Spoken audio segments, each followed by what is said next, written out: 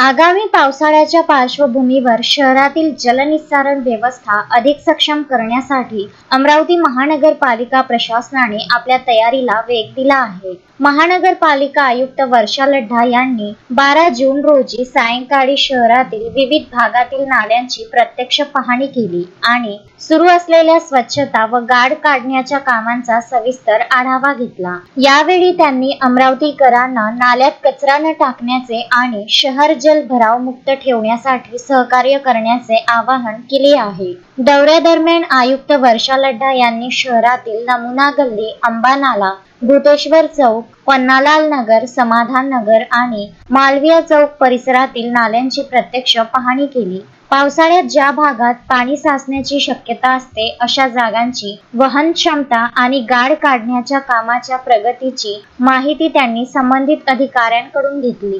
पाहणी दरम्यान अनेक ठिकाणी नाल्यांमध्ये साचलेला गाळ, प्लास्टिक आणि कचऱ्यामुळे अडथळे निर्माण झाल्याचे समोर आले. यामुळे पावसाचे पाणी वाहून जाण्यास अडचण निर्माण होऊन पूर सदृश्य स्थिती उद्भवू शकते अशी भीती आयुक्तांनी व्यक्त केली.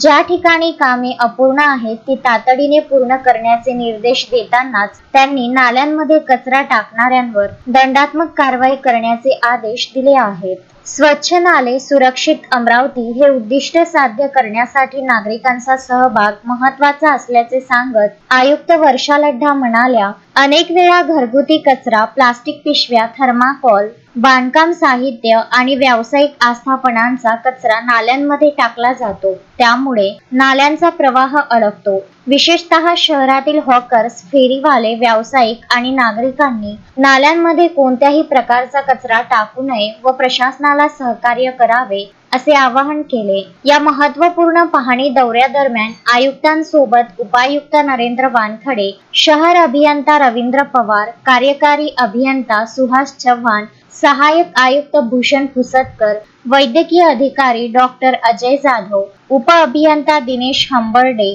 अभियंता लक्ष्मण पावडे, अतिक्रमण पथक प्रमुख योगेश कोल्हे यांच्यासह संबंधित विभागाचे अधिकारी व कर्मचारी उपस्थित होते.